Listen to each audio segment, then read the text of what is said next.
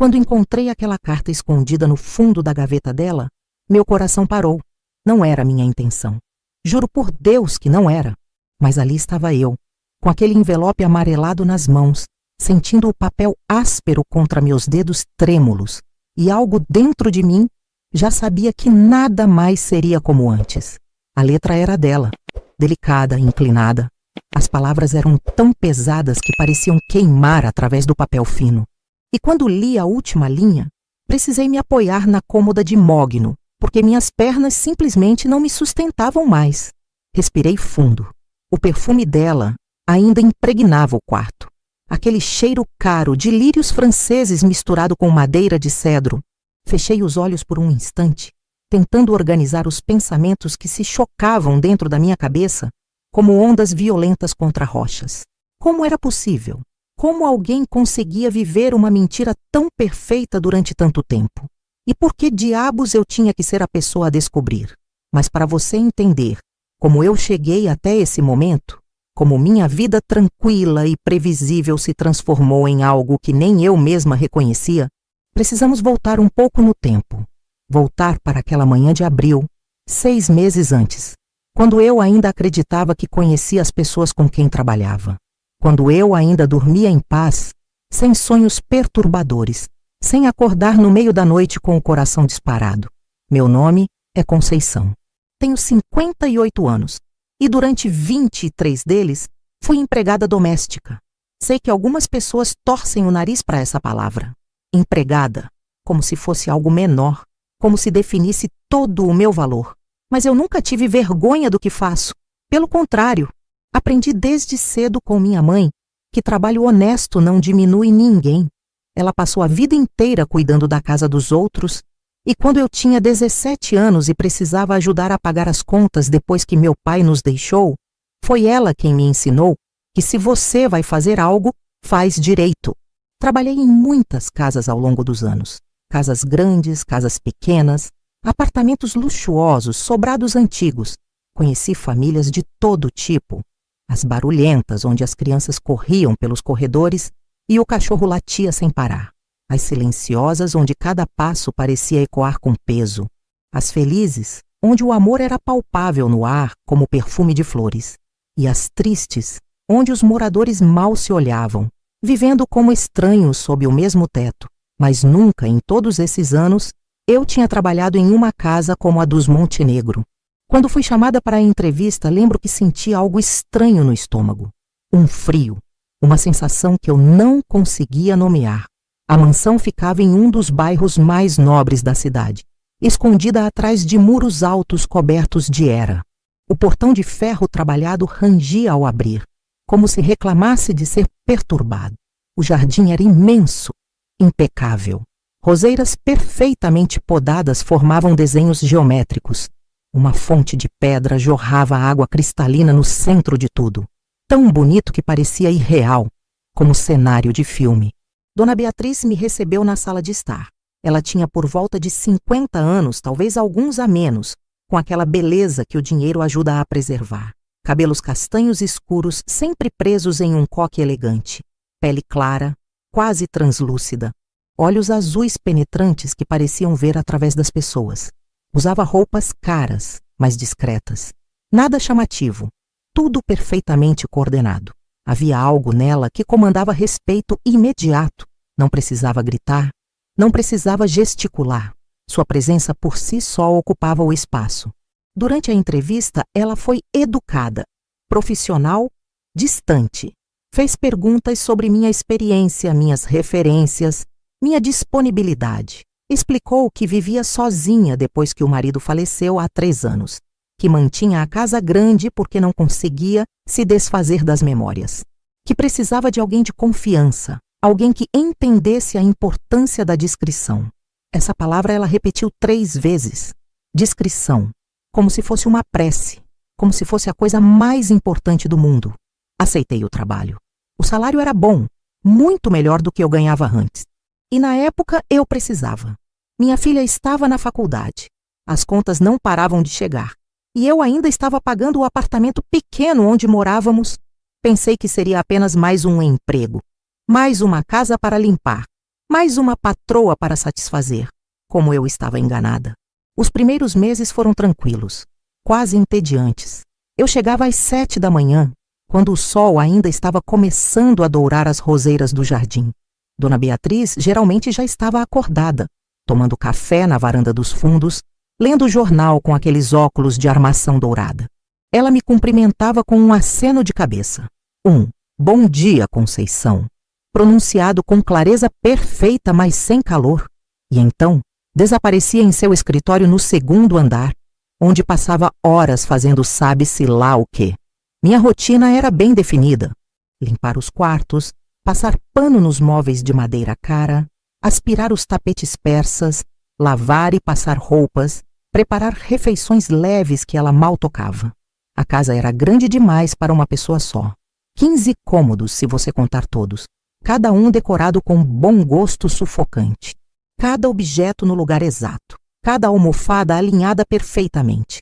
Às vezes eu tinha a impressão de que ninguém realmente vivia ali. Era mais um museu do que um lar. Dona Beatriz raramente recebia visitas. Quando recebia, eram sempre mulheres elegantes como ela, que chegavam em carros importados, entravam com sorrisos educados, tomavam chá na sala de visitas e partiam 2 horas depois. Nunca homens, nunca família, nunca crianças correndo, rindo, bagunçando. O silêncio da casa era tão denso que às vezes eu me pegava cantarolando baixinho só para não enlouquecer. Mas havia algo mais, algo que eu não conseguia identificar no começo. Uma tensão subterrânea, como se a casa toda estivesse segurando a respiração, esperando algo. Eu notava pequenas coisas. A forma como ela trancava o escritório toda vez que saía, como olhava para o telefone quando tocava, hesitando antes de atender, como seus olhos às vezes ficavam perdidos no nada, com uma tristeza tão profunda que chegava a doer só de ver. E então, uma tarde de quinta-feira, tudo começou a mudar. Eu estava trocando os lençóis da cama dela quando notei que a gaveta da mesinha de cabeceira estava entreaberta. Não muito, apenas o suficiente para revelar um canto de papel dentro. Minha primeira reação foi fechar.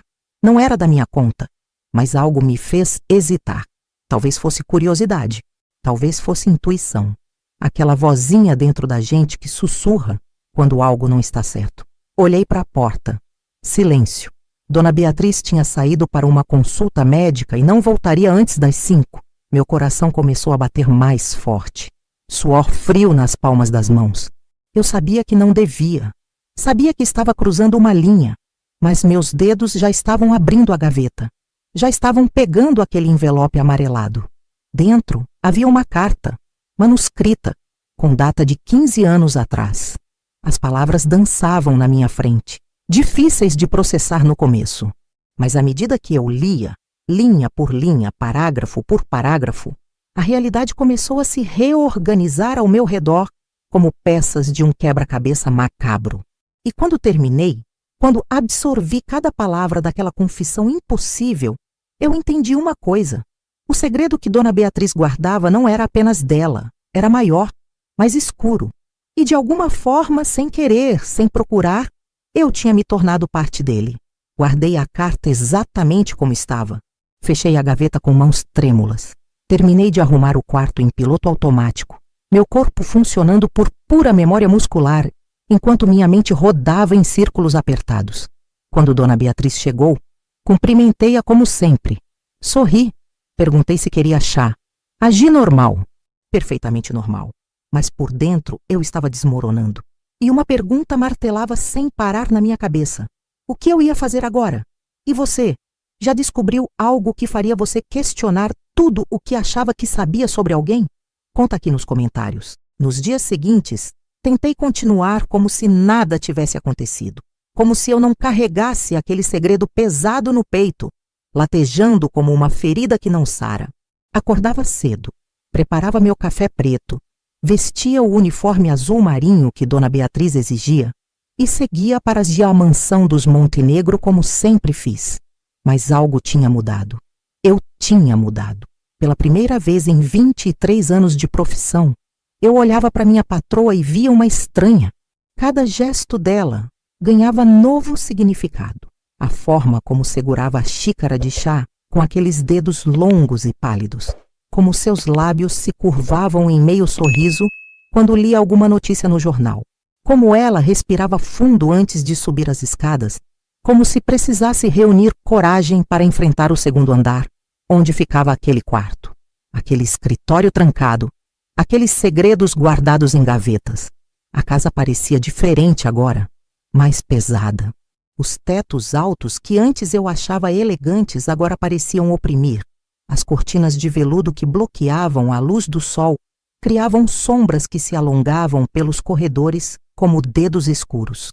O relógio de parede na sala de estar marcava as horas com tiques altos demais, regulares demais, como uma contagem regressiva para algo inevitável.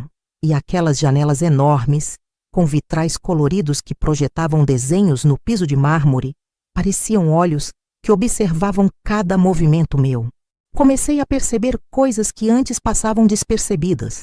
Pequenos detalhes, rachaduras na perfeição. Dona Beatriz tinha hábitos específicos, rituais quase obsessivos. Toda segunda-feira ela ia ao cemitério. Saía exatamente às 9 da manhã. Voltava às 11h30, sempre com os olhos levemente vermelhos por trás dos óculos escuros. Toda quarta-feira ela trancava-se no escritório das 2 às 6. E eu ouvia através da porta o som abafado de sua voz ao telefone, embora nunca conseguisse distinguir as palavras. Toda sexta-feira ela fazia questão de jantar sozinha na sala de jantar formal, sentada na cabeceira da mesa que comportava 12 pessoas, comendo em silêncio absoluto enquanto eu servia e retirava os pratos. E havia outro detalhe, um que começou a me incomodar cada vez mais. Ela nunca jamais permitia que eu limpasse o escritório. Ela mesma fazia. Trancava a porta, passava horas lá dentro, e quando saía, o ambiente estava impecável. Nenhum grão de poeira, nenhum papel fora do lugar. Perguntei uma vez, tentando soar casual, se ela não gostaria que eu ajudasse. Afinal, para que me pagar se ela mesma fazia parte do trabalho? A forma como ela me olhou naquele momento fez meu sangue gelar. Os olhos azuis se estreitaram levemente. O maxilar se contraiu quase imperceptivelmente. E então, ela sorriu. Aquele sorriso educado e frio que não alcançava os olhos. Aquele cômodo tem memórias muito particulares, Conceição. Prefiro cuidar dele pessoalmente. Tenho certeza de que você entende. Entendi. Entendi que havia uma linha que eu não devia cruzar. Uma fronteira invisível, mas absoluta. E pela primeira vez, desde que li aquela carta, senti medo. Não o medo óbvio, do tipo que faz você gritar e correr, mas aquele medo lento, rastejante, que vai se instalando nos seus ossos como umidade, que te acorda às 3 da manhã com o coração acelerado, sem saber exatamente por quê. Comecei a observá-la com mais atenção. Não de forma óbvia. Eu era cuidadosa, discreta. Afinal, ela própria me ensinou a importância da discrição. Percebi que Dona Beatriz mantinha uma rotina rigidamente controlada. Não havia espaço para espontaneidade. Tudo era planejado, medido, executado com precisão cirúrgica. Até a forma como ela se vestia seguia um padrão. Roupas sempre em tons neutros. Cinza, bege, azul marinho, preto. Nunca nada chamativo. Nunca vermelho, nunca estampas, nunca nada que pudesse atrair olhares. Era como se ela estivesse tentando desaparecer. Não no sentido de se esconder das pessoas, mas de se tornar tão comum, tão sem graça, que ninguém realmente a visse. Ninguém fizesse perguntas, ninguém se interessasse. Mas eu via, e não conseguia mais deixar de ver. Uma tarde, enquanto passava roupa na lavanderia, ouvi o som de vidro quebrando vindo da sala de estar. Larguei tudo e corri. Dona Beatriz estava parada no meio do cômodo, olhando para os cacos de um vaso de cristal espalhados ao redor de seus pés. Não era um vaso qualquer. Era aquele antigo, francês, que ficava na mesa de centro havia anos. Ela não parecia ferida, apenas perdida, como se tivesse acordado de repente, em um lugar desconhecido. Eu não sei o que aconteceu, ela murmurou, mais para si mesma do que para mim. Estava segurando ele e simplesmente escorregou, mas suas mãos não tremiam. Não havia água no chão. O vaso estava seco, e quando nossos olhos se encontraram por um breve segundo, vi algo ali que me deixou sem ar. Desespero, puro e incontido, como se ela estivesse se afogando e ninguém pudesse ver. Vou limpar, Dona Beatriz, eu disse suavemente. Não se preocupe, vá descansar. Ela assentiu e subiu as escadas lentamente, uma mão deslizando pelo corrimão como se precisasse de apoio. Quando a ouvi fechar a porta do quarto, ajoelhei-me e comecei a recolher os cacos. Foi então que vi. Entre os fragmentos de cristal, havia um pequeno papel dobrado. Não estava ali antes. Tinha que ter caído de dentro do vaso. Olhei para as escadas.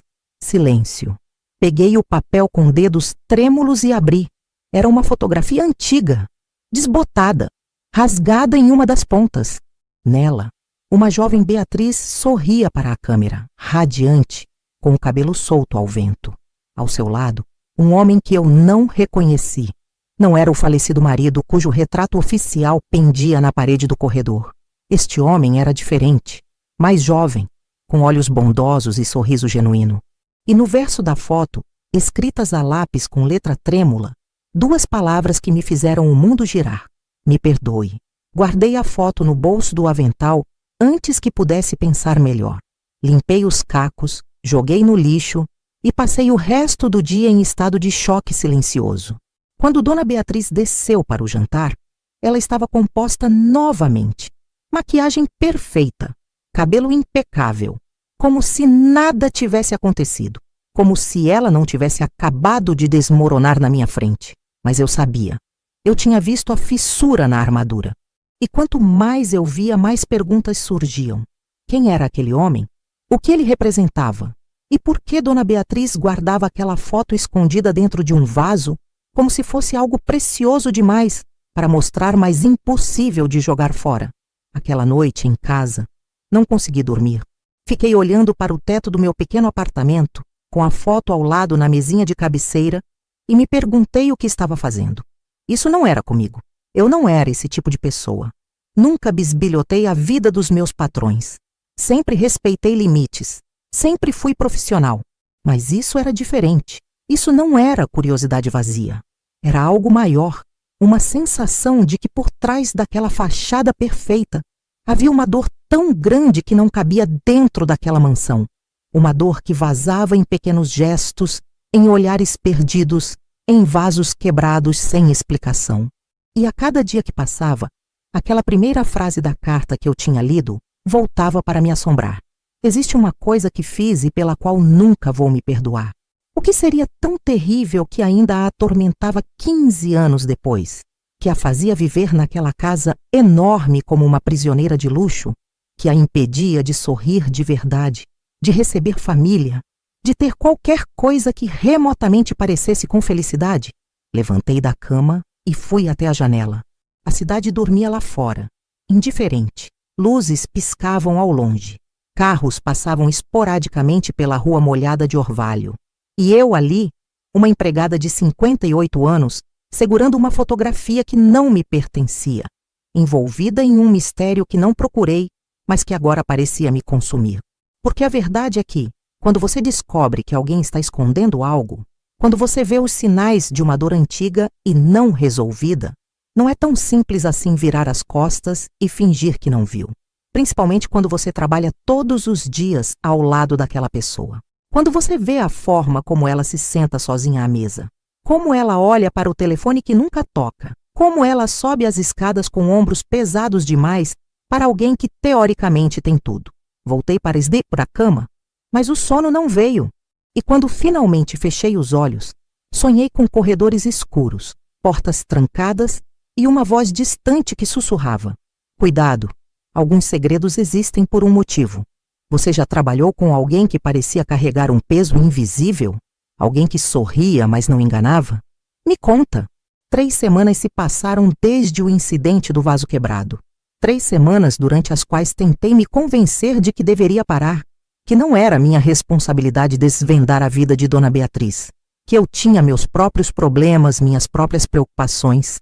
Minha filha tinha acabado de terminar um relacionamento difícil e precisava de minha atenção. As contas continuavam chegando. A vida real, minha vida real, exigia foco. Mas era como tentar ignorar uma torneira pingando no silêncio da noite.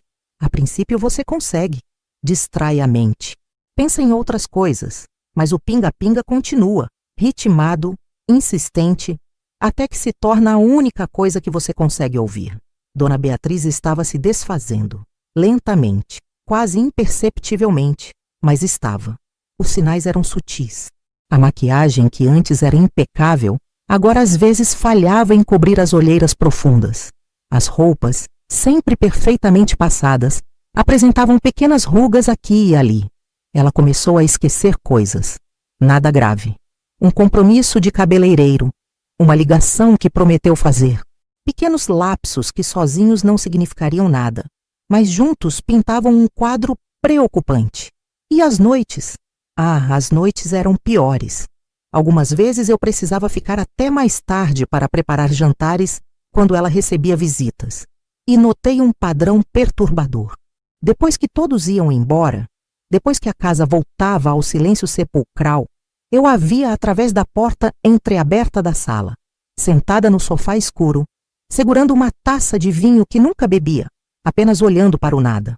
O relógio marcava 00:30, 1h, e ela continuava ali, imóvel como uma estátua de mármore.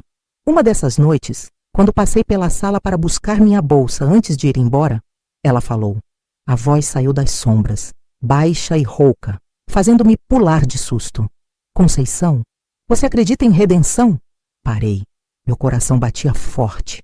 Virei-me lentamente para onde ela estava sentada, mal conseguindo distinguir suas feições na penumbra. Acredito que as pessoas podem mudar, Dona Beatriz. Respondi cuidadosamente. Um som que poderia ter sido riso ou choro escapou dela. Mudar? Ela repetiu como se saboreasse a palavra. Mas e se o que você fez for tão definitivo que mudar não faz diferença? E se você pudesse voltar no tempo, mas soubesse que mesmo voltando tomaria a mesma decisão porque não via outra saída? Meu estômago apertou. Era a conversa mais pessoal que tínhamos tido em 7 meses. Ela nunca falava assim, nunca se abria, nunca mostrava vulnerabilidade. Não sei, Dona Beatriz, admiti. Acho que às vezes a gente faz o melhor que pode com o que tem. E às vezes o melhor ainda não é bom o bastante. Ela ficou em silêncio por tanto tempo que pensei que a conversa tinha acabado. Peguei minha bolsa, murmurei uma boa noite e estava quase na porta quando a ouvi novamente. Ele era tão parecido com o pai. Parei de respirar. Não me virei, apenas esperei. Nos olhos, no jeito de sorrir. Toda vez que eu olhava para ele, via o que eu tinha perdido, o que eu tinha jogado fora. E eu não conseguia. A voz dela quebrou. Foi a primeira vez que ouvi Dona Beatriz chorar. Um choro contido, quase silencioso, mas ali, real, devastador. Deveria ter ido embora. Deveria ter respeitado aquele momento de dor privada. Mas meus pés me levaram até a poltrona mais próxima e sentei, deixando que o silêncio a envolvesse como um cobertor. Depois de alguns minutos, ela limpou a garganta. Quando falou novamente, era a Dona Beatriz de sempre, controlada, distante. Pode ir, Conceição. Está tarde. Obrigada por estar aqui. Fui. Mas aquelas palavras ficaram comigo. Ele era tão parecido com o pai. Quem? Quem era parecido com o pai? E por que aquilo a destroçava tanto? No dia seguinte, cheguei para trabalhar com uma resolução.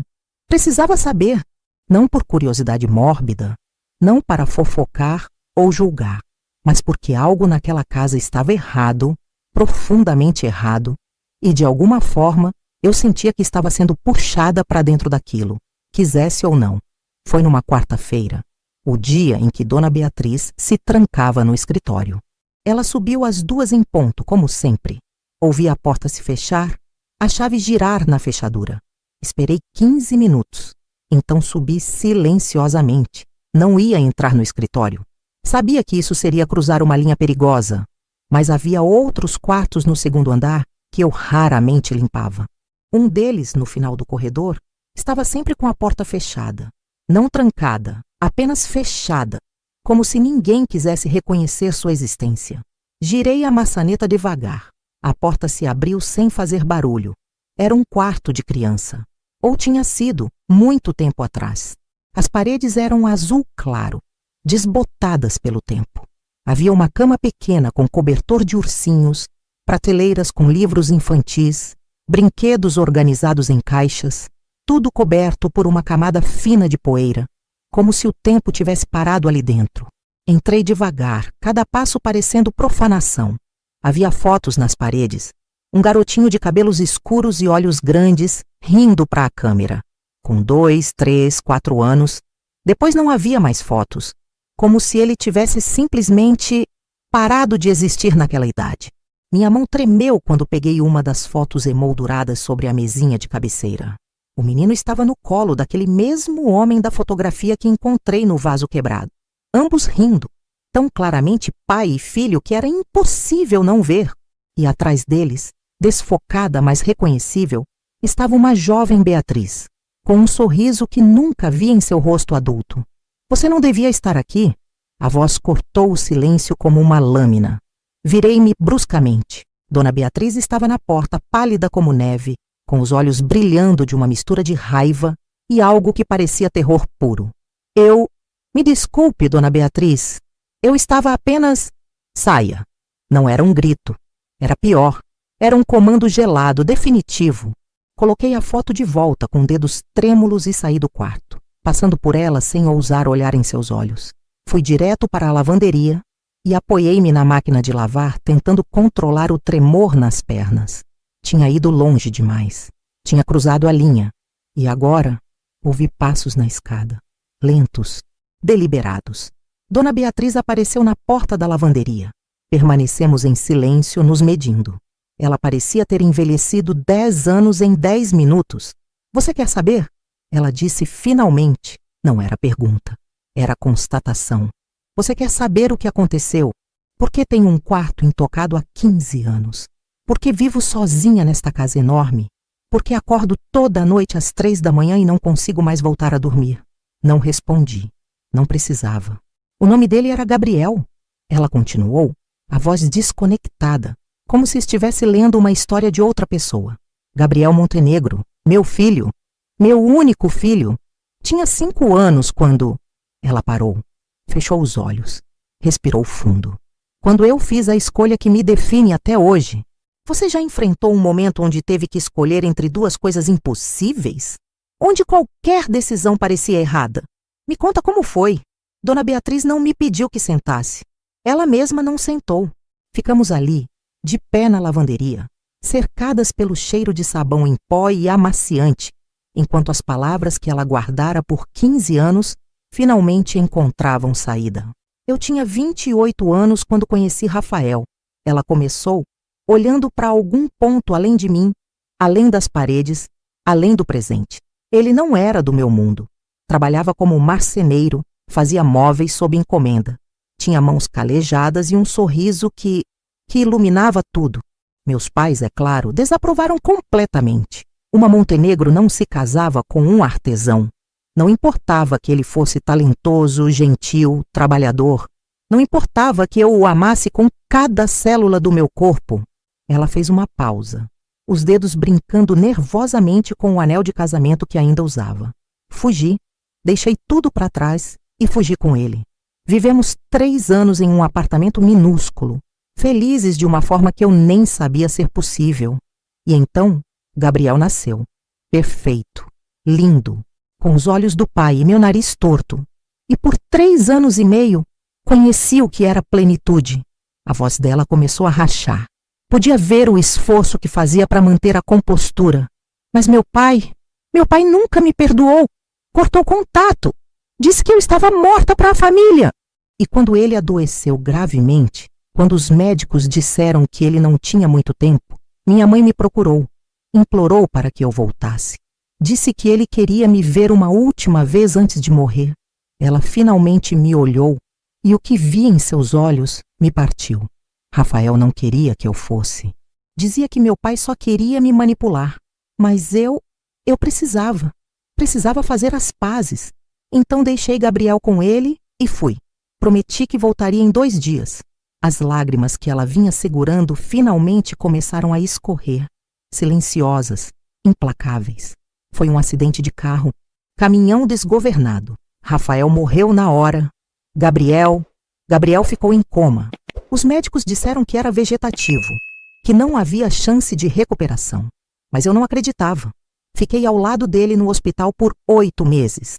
8 meses conversando com ele, segurando sua mãozinha, esperando por qualquer sinal. Ela precisou pausar, respirar fundo várias vezes antes de continuar. Mas não houve sinais. E meu pai, antes de morrer, ele me fez prometer algo.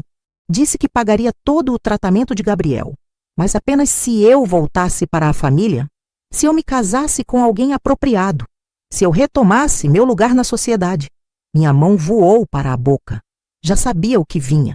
Eu me casei com Maurício Montenegro 3 meses depois. Um casamento arranjado. Ele sabia tudo. Aceitou porque meu pai lhe ofereceu metade da fortuna da família. E Gabriel foi transferido para a melhor clínica particular do país. Eu visitava toda semana.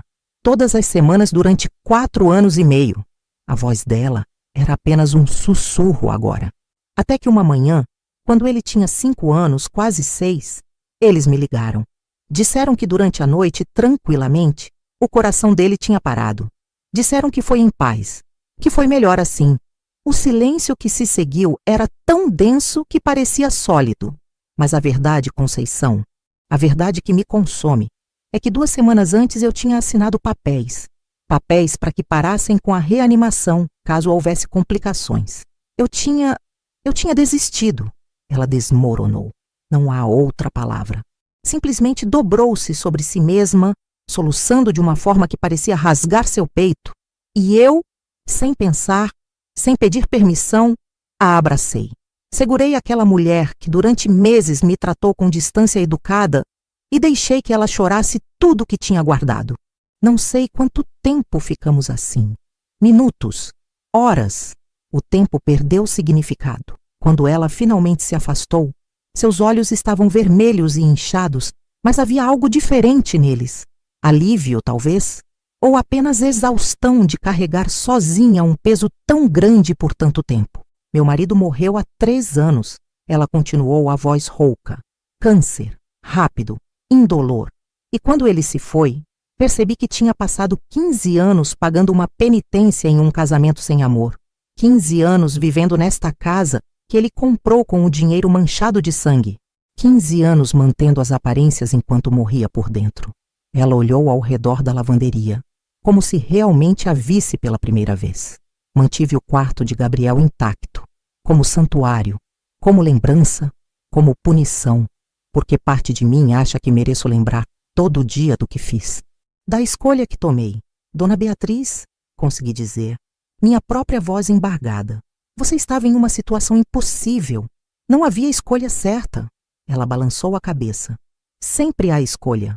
Eu escolhi segurança financeira para ele em vez de ficar ao lado dele como mãe. Escolhi dinheiro da família em vez de dignidade. Escolhi sobrevivência em vez de integridade. Escolheu dar a ele a melhor chance que podia corrigir gentilmente. Ninguém pode julgar uma mãe por isso.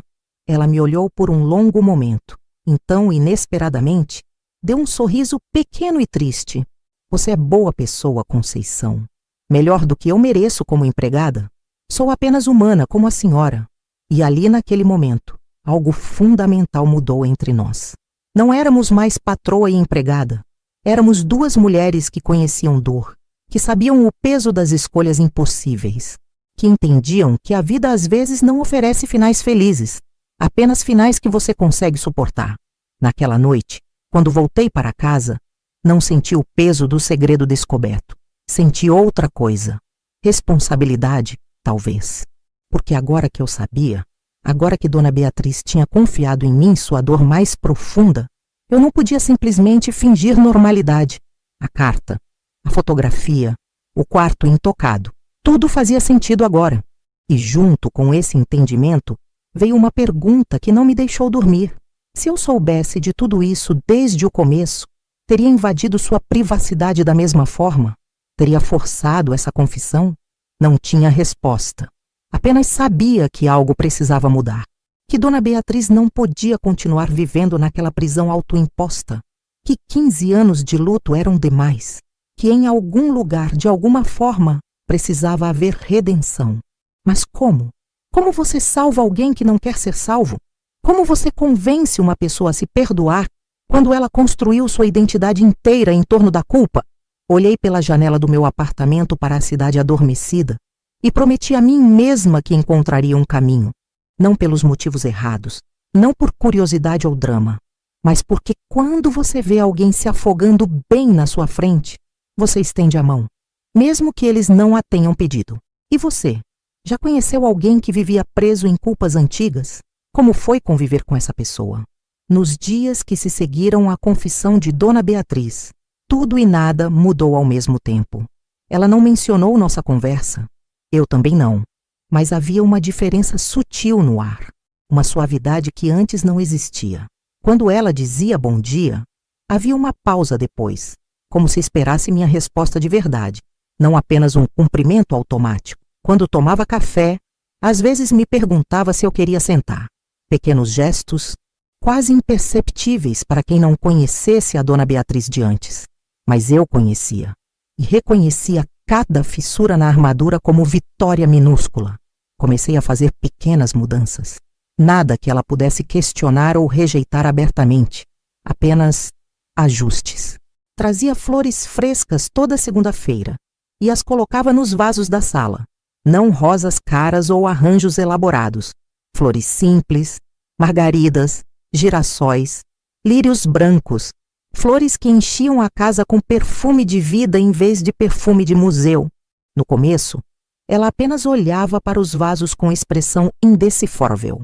Não comentava, não reclamava. Então, numa manhã, enquanto eu arrumava os lírios no vaso da entrada, ouvi sua voz atrás de mim. Minha mãe adorava lírios. Virei-me. Ela estava no pé da escada, tocando suavemente uma das pétalas brancas. Ela dizia que lírios eram flores de perdão, que quando alguém te magoava profundamente, você dava lírios para mostrar que estava disposta a seguir em frente. Seus dedos tremeram levemente sobre a flor. Então ela subiu as escadas sem dizer mais nada. Mas no dia seguinte, os lírios estavam no centro da mesa de jantar, onde ela pudesse vê-los durante as refeições solitárias. Também comecei a cozinhar diferente. Dona Beatriz comia por obrigação, nunca por prazer. Pratos insossos, porções pequenas, tudo muito correto e sem sabor. Então comecei a adicionar temperos. Não muito, apenas o suficiente para lembrar que comida pode ser alegria. Um toque de alecrim no frango, alho assado nas batatas, canela no chá da tarde. Ela percebeu. É claro que percebeu. Mas não disse que parasse. E uma noite, quando serviu um ensopado que minha mãe costumava fazer, ela comeu 2 porções. 2. Limpou o prato e, quando me olhou, havia lágrimas nos cantos dos olhos. Fazia 15 anos que comida não tinha gosto para mim, Conceição. Obrigada por me lembrar. Mas a mudança mais significativa não foi nas flores ou na comida. Foi no quarto de Gabriel. Aquele santuário intocado, aquele monumento à culpa. Eu sabia que tinha que ter cuidado. Um movimento errado e poderia destruir a frágil confiança que estávamos construindo. Então comecei devagar, muito devagar, apenas abrindo a janela quando passava pelo corredor, deixando que ar fresco circulasse, tirando a poeira das prateleiras com pano úmido. Nada de mover objetos, nada de reorganizar, apenas cuidar. Dona Beatriz notou. Vi quando ela parou na porta do quarto uma manhã, olhando para dentro como se visse fantasma. Preparei-me para a reprimenda, para a ordem de parar, mas ela apenas ficou ali, imóvel, os ombros subindo e descendo com respirações profundas. O cheiro de mofo tinha ido embora. Ela murmurou. Não percebi o quanto me incomodava até agora. E então fez algo que me surpreendeu completamente. Entrou, pela primeira vez em anos, entrou naquele quarto, sentou-se na caminha pequena que rangeu sob seu peso. Pegou um dos ursinhos de pelúcia e o segurou contra o peito. Fiquei na porta sem saber se devia ficar ou ir. Ela decidiu por mim. Senta aqui, Conceição. Sentei ao seu lado naquela cama de criança, 2 mulheres adultas com os joelhos quase tocando o queixo, e ficamos em silêncio por vários minutos. Eu costumava ler para ele toda noite. Ela disse, eventualmente, apontando para a pilha de livros na mesinha. Sempre a mesma história. O Pequeno Príncipe. Ele amava a parte da raposa. Tu te tornas eternamente responsável por aquilo que cativas. Achava engraçado como uma raposa podia ser tão sábia. Ela sorriu. Um sorriso genuíno, carregado de memórias doces em vez de apenas dor. Você sabe o que é mais cruel, Conceição? Não é a saudade. Saudade você aprende a carregar. É o esquecimento. É acordar uma manhã e perceber que não consegue mais lembrar exatamente como era a voz dele. Ou o cheiro dele. Ou o jeito específico que ele ria quando fazia cócegas. Sua voz quebrou, mas ela continuou. Então você se agarra às coisas físicas, ao quarto, aos brinquedos. Como se enquanto eles existirem, ele também existe de alguma forma. Mas no fundo você sabe que está apenas adiando o inevitável, que um dia vai precisar deixar ir. Coloquei minha mão sobre a dela. Deixar ir não significa esquecer. Significa fazer espaço para lembrar com carinho em vez de apenas com dor. Ela olhou para mim, realmente olhou, e assentiu lentamente. Preciso de ajuda para fazer isso. Sozinha eu nunca vou conseguir. Não está sozinha, assegurei. Nunca esteve. Apenas achava que estava. Naquela tarde começamos o processo. Não era sobre jogar coisas fora. Dona Beatriz nunca estaria pronta para isso. Era sobre transformação. Sobre pegar aquele espaço de luto e gentilmente, cuidadosamente, transformá-lo em algo diferente. Embalamos alguns brinquedos em caixas bonitas com etiquetas escritas à mão. Para Gabriel, com amor, ela decidiu doar para um orfanato da cidade. Ele adoraria a ideia de outras crianças brincando com seus brinquedos, ela disse, e embora chorasse enquanto embalava cada item, eram lágrimas diferentes. Lágrimas de libertação em vez de aprisionamento. Mantivemos as fotos, mas as reorganizamos. Em vez de ficarem apenas naquele quarto fechado, espalhamos pela casa. Uma na sala de estar, outra no corredor. O sorriso de Gabriel iluminando espaços que antes só conheciam silêncio. E os livros. Aqueles livros infantis que ninguém mais lia. Dona Beatriz teve uma ideia. Começou a ler para crianças em um hospital infantil às quintas-feiras. Não falava sobre Gabriel. Apenas lia. Compartilhava aquilo que seu filho amava, com crianças que precisavam de distração, de conforto, de alguém que se importasse. Não aconteceu da noite para o dia.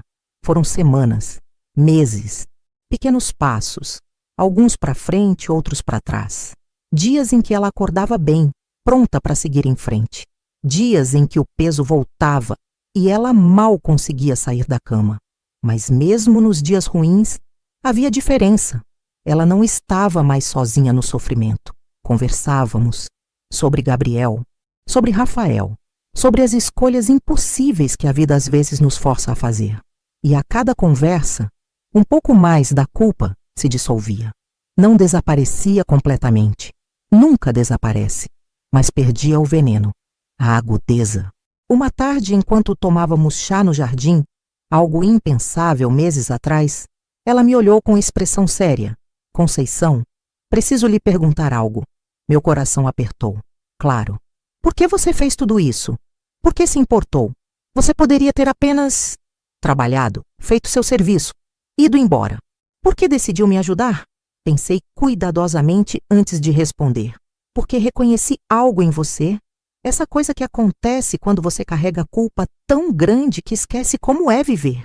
Minha mãe foi assim depois que meu pai nos deixou. Ela se culpou por não ter sido boa esposa o suficiente, por não ter segurado o casamento. E eu vi como aquilo a consumiu até não sobrar nada além da casca. Pausei lembrando. Quando ela morreu, muito mais cedo do que deveria, entendi que não foi doença que a matou. Foi a culpa, o peso de carregar algo que nem era culpa dela. E prometi que se algum dia visse alguém no mesmo caminho, tentaria ajudar, mesmo que fosse apenas estar presente. Dona Beatriz segurou minha mão através da mesa de ferro forjado.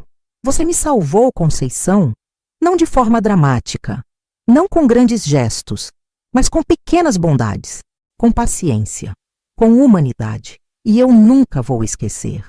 Naquele momento, sentadas no jardim que ela finalmente tinha começado a apreciar, em vez de apenas manter, Com o som de pássaros e o cheiro de flores frescas ao nosso redor, eu soube que tinha feito a escolha certa, que invadir sua privacidade, por mais errado que parecesse, tinha levado a isso, a cura, a conexão, a esperança. Mas a história não terminava ali. Ainda havia um último passo, o mais difícil de todos, e ele estava chegando mais rápido do que eu imaginava. Você já ajudou alguém a carregar um peso que eles não conseguiam carregar sozinhos? Como foi essa experiência? Foi Dona Beatriz quem sugeriu. Uma manhã de sábado, 6 meses depois daquela primeira conversa na lavanderia, ela me ligou. Não era meu dia de trabalho, mas sua voz tinha urgência diferente. Não de desespero, mas de determinação. Conceição, preciso que você venha comigo hoje. Por favor. Não precisou explicar para onde. Eu sabia. Sabia no jeito que sua voz tremeu ao pedir. Sabia pelo dia que era. Aniversário de Gabriel. Teria feito 20 anos. Cheguei à mansão às 9. Ela estava esperando na porta, vestida com roupas simples. Nada preto, notei. Um vestido azul claro. A cor favorita de Gabriel, ela me contara uma vez. E em suas mãos, um buquê grande de lírios brancos. Não pegamos o carro dela. Fomos de táxi. Acho que ela precisava desse tempo, dessa transição entre a casa e o cemitério. Ficamos em silêncio durante a viagem, mas era silêncio confortável, companheiro. Minha mão encontrou a dela no banco de trás e apertou suavemente. O cemitério São Miguel era antigo, com árvores enormes formando sombras que dançavam sobre lápides de mármore.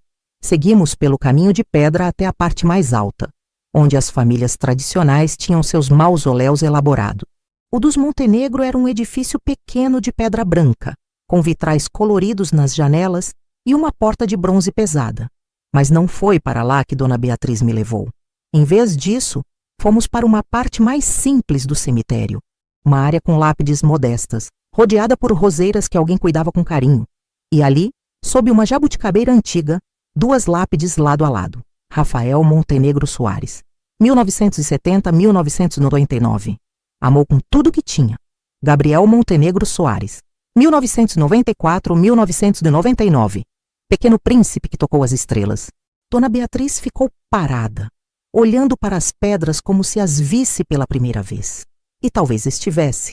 Talvez durante todos esses anos ela apenas tivesse vindo, colocado flores e ido embora sem realmente olhar, sem realmente estar presente. Mas hoje era diferente. Ela ajoelhou-se na grama úmida, não se importando que sujasse o vestido. Colocou metade dos lírios em cada sepultura. Suas mãos tremiam. Oi, meu amor, ela sussurrou, tocando a lápide de Gabriel. Trouxe alguém para conhecer você. Uma amiga. A melhor amiga que tive em muito, muito tempo.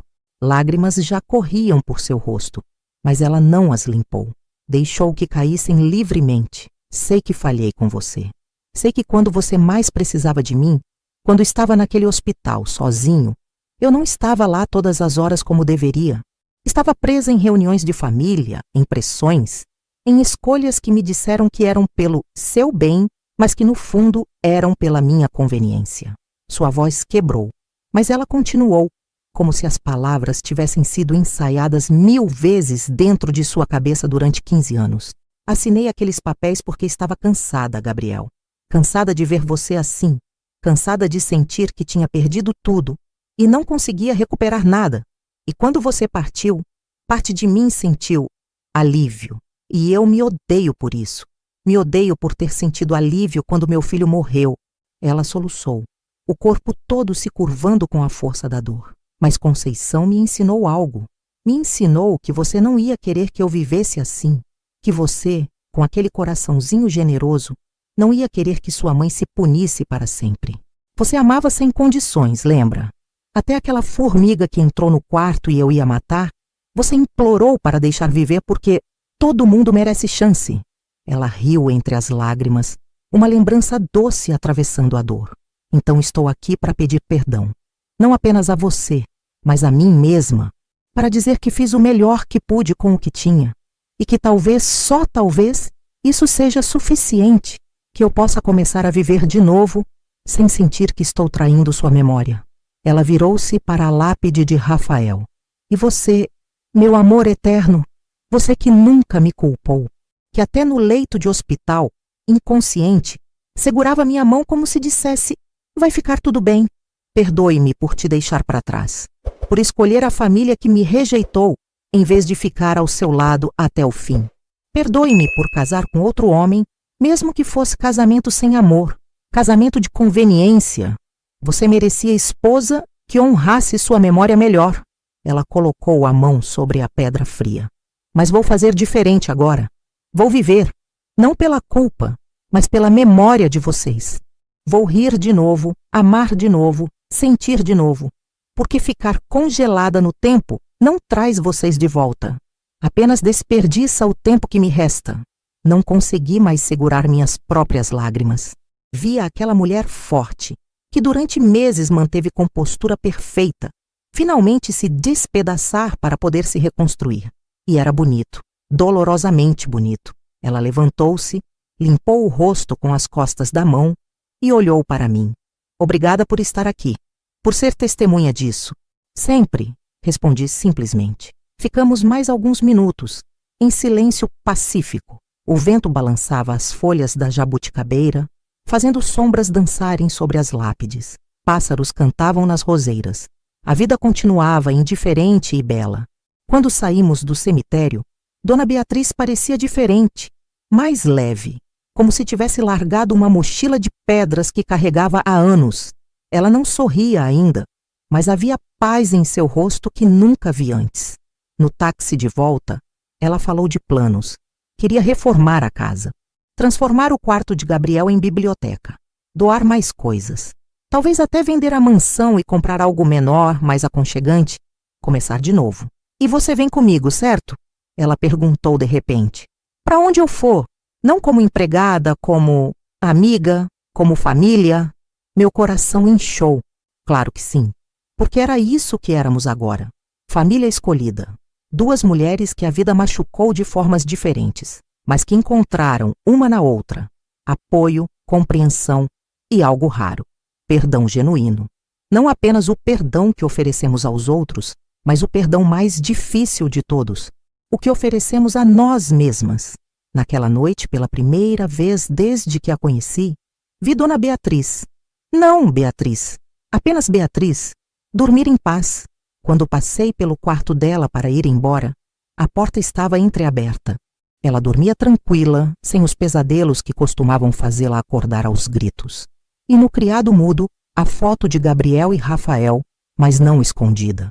Visível, celebrada. A jornada não tinha acabado. Cura nunca é linear. Haveria dias ruins ainda, recaídas, momentos de dor aguda. Mas agora ela tinha ferramentas, tinha apoio.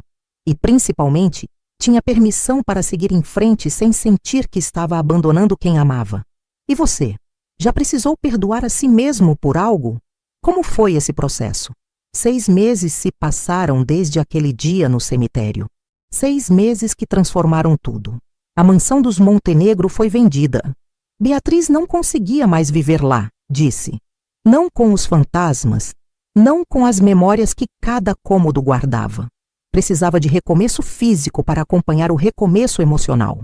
Comprou um apartamento no centro da cidade. Menor, moderno, cheio de janelas que deixavam o sol entrar sem pedir licença. E eu fui com ela. Não como empregada, como ela prometeu. Como amiga, como companheira. Minha filha tinha se casado e ido morar em outra cidade. Meu apartamento pequeno ficou vazio demais. Cheio de ecos de uma vida que já tinha passado. Quando Beatriz me convidou para morar no quarto de hóspedes, aceitei sem pensar 2 vezes. Estranho como a vida funciona, não é? Comecei como funcionária dela. Descobri seus segredos sem permissão. E terminei como a pessoa mais próxima que ela tinha no mundo. Se alguém me contasse essa história 1 ano atrás, eu riria. Impossível. Patroa e empregada não viram amigas de verdade, mas a gente vira. O apartamento novo tinha vista para o parque. Beatriz passou a caminhar lá toda manhã, algo que nunca fez antes. Dizia que precisava sentir sol na pele, vento no rosto, lembrar que estava viva. Fez amizade com outras mulheres que caminhavam também. Começou a frequentar um clube de leitura. Até aceitou o convite para jantar de um viúvo educado que conheceu na biblioteca. Não é amor, ela me confessou numa dessas noites que ficávamos conversando até tarde. Talvez nunca seja amor de novo. Rafael foi meu grande amor, mas é companheira. E isso já é muito. Eu entendia. Porque também aprendi que a vida não é sobre grandes paixões o tempo todo. Às vezes é sobre encontrar paz, sobre rir de bobagens, sobre ter alguém para dividir café da manhã e reclamar do trânsito. E isso não é menor, é só diferente. A biblioteca que criamos no lugar do antigo quarto de Gabriel ficou linda. Prateleiras de parede a parede, poltrona confortável perto da janela, um tapete macio onde às vezes nos sentávamos para ler. Beatriz doou metade dos livros para a escola pública, mas manteve os infantis. Os livros que lia para Gabriel, e toda quinta-feira, religiosamente, ia ao hospital infantil e lia para as crianças internadas. Não falava muito sobre essas visitas, mas eu via diferença nela quando voltava.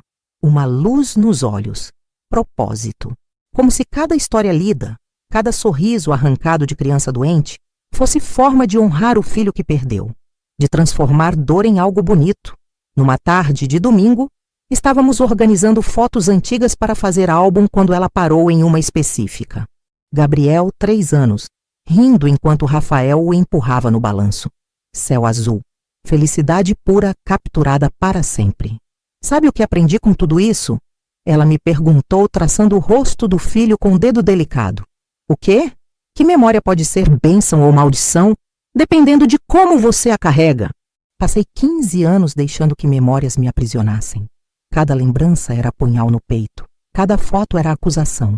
Mas agora, ela sorriu. Aquele sorriso verdadeiro que demorou tanto para aparecer. Agora memórias são tesouro. Prova de que fui amada intensamente, de que amei intensamente, de que vivi momentos tão perfeitos que ainda brilham através dos anos. E isso ninguém pode tirar. Guardamos a foto no álbum com cuidado. E enquanto fazíamos isso, percebi que estava guardando mais do que fotografia. Estava guardando lição sobre perdão, sobre cura, sobre como as pessoas são mais complicadas do que parecem, carregando batalhas invisíveis, tomando decisões impossíveis, fazendo o melhor que conseguem com ferramentas que têm. Hoje, quando olho para trás, para aquele dia em que encontrei a carta na gaveta, me pergunto se faria diferente, se respeitaria a privacidade dela, se deixaria os segredos guardados. E, honestamente, não sei. Talvez ter encontrado aquela carta tenha sido destino. Talvez precisássemos uma da outra exatamente naquele momento. Ela precisava de alguém que a forçasse a encarar a dor. Eu precisava lembrar que meu trabalho não era apenas limpar casas, mas às vezes tocar vidas. Não somos perfeitas, Beatriz e eu. Ainda temos nossos dias ruins. Ainda discutimos sobre bobagens. Ainda pisamos nos calos uma da outra. Mas é real, é humano, é bonito na sua imperfeição. E Gabriel, seu nome não é mais sussurrado apenas em lágrimas. É falado com carinho, com saudade, sim, mas também com gratidão por ter existido, mesmo que por tão pouco tempo. Beatriz fala dele para as pessoas que conhece, mostra fotos, conta histórias engraçadas, mantém a memória viva, não como peso, mas como presente. Rafael também.